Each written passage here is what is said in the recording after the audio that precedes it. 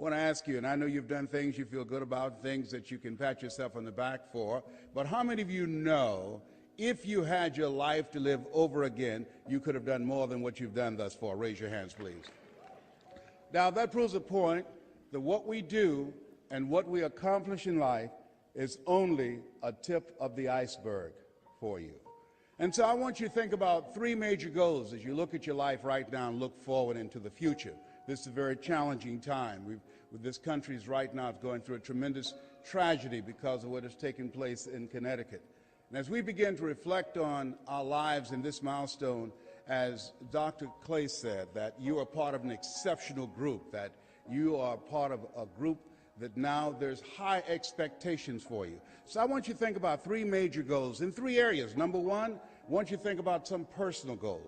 My first personal goal was to buy my mother a home. I saw a sign once that said, God took me out of my biological mother's womb and placed me in the heart of my adopted mother. Mama worked on Miami Beach. She made beds and she cleaned homes and she cooked for families, and we ate the food left over from the families that she cooked for. She also kept children, and we wore the hand-me-down clothes of the children that Mama kept. And my mother could bake too. Mama could bake a sweet potato pie so good you couldn't eat it with your shoes on. You had to take your shoes off so you could wiggle your toes. And I used to walk around these big, beautiful mansions, and I said, Mama, and she said, what is it, boy? I said, when I become a man, I'm going to buy you a big, beautiful home just like this. And I did that, bought her 4 different homes before she passed. How many have someone special you'd like to do something for? Raise your hands. Very good. I'm going to share with you how you can do that, on and on. Next thing is I want you to think about your financial goal. One of the goals that I wanted to do was become financially independent. People say money won't make you happy, but everybody won't find out for themselves. A friend of mine, Rita Davenport, said, money ain't important, but it's right up there with oxygen. And let me tell you something, fellas, even if you're as homeless as I am, you got some money, women will find something cute on you. Oh, he's got eyelashes like Denzel Washington, honey. I used to be so broke I walked past the bank and tripped the alarm. Creditors call the house if our children would answer the phone and say, my daddy said he ain't home. And sometimes they would catch me. Hello, may I speak to Les Brown, please? I'm sorry, but he's not here. You sound like Les Brown. Don't you go there, big boy. I want you to think about a financial freedom number, that once you earn that amount of money, you'll be debt-free. Once you earn that amount of money, it will alleviate a great deal of stress. Once you earn that amount of money, you'll be able to spend more time with yourself and with your family members and be able to donate to causes that you feel strongly about. I want you to just pull that up mentally for yourself. And then whatever that number is, I want you to multiply it 100 times. Because I've found that most people fail in life not because they aim too high and miss. I realize that most people fail in life because they've done what I did the first part of my life, aim too low and hit. And many don't aim at all. Now I want you to think about your social contribution. I believe that we live in the greatest country in the world that gives us an opportunity to make a difference in life.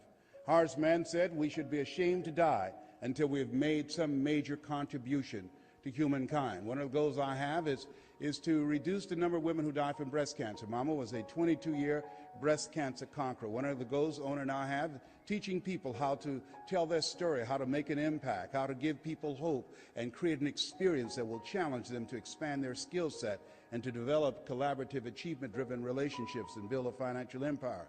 One of the goals I have, I encourage men to get their PSA test and their digital rectal examination. And I'll be glad when they can check our prostate by looking in our ears. Can you feel it, brother? Up in here, up in here. You know? I'm turning red as I talk about it, but y'all can't see it. I was at this medical convention. The guy said, hey, Les, you know, I want to give you a free rectal. I said, no, buddy, you're too motivated. Homie, don't roll like that. But as you think about these three goals, your personal goal, your financial goals, your career goals, and your social contribution, let us say together with conviction, it's possible. Say it again. Yes, ladies and gentlemen, as we look at our goals and dreams, every day we have to begin to revamp our thinking. We have to begin to sell ourselves on the ability to do that, to say it's possible, and we have to convince ourselves of that on an ongoing basis. Because we live in a world where we're told more about our limitations rather than our potential. Dr. Carter G. Woodson said, if you can determine what a man shall think, you never have to concern yourself with what he will do. He said, if you can make a man feel inferior, you never have to compel him to seek an inferior status, for he will seek it himself. And if you can make a man feel justly an outcast, you never have to order him to go to the back door. He'll go without being told. And if there's no door, his very nature will demand one. So every day you have to begin to work on yourself. I never forget a gentleman that I'll talk to today, Mr. Leroy Washington. I met him my junior year in high school. He's in his 90s and he's blind from glaucoma. I came in his classroom looking for MacArthur Stevens, and he said, young man, go to the board and work this problem out for me. And I said, sir, I can't do that. And he said, why not? I said, I'm not one of your students. He said, go to the board and work the problem out anyhow. And I said, I can't do that, sir. And the other students started laughing, saying, he's Leslie. He's got a twin brother, Wesley. Wesley's the smart twin. He is DT. He's the dumb twin. And the students laughed, and he came from behind his desk. He looked at me, and I said, I am, sir. And he said, don't you ever say that again. Someone's opinion of you does not have to become your reality.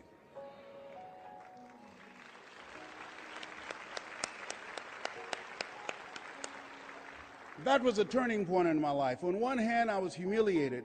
But on the other hand, I was liberated, because he looked at me with the eyes of Goethe, who said, look at a man the way that he is, he only becomes worse.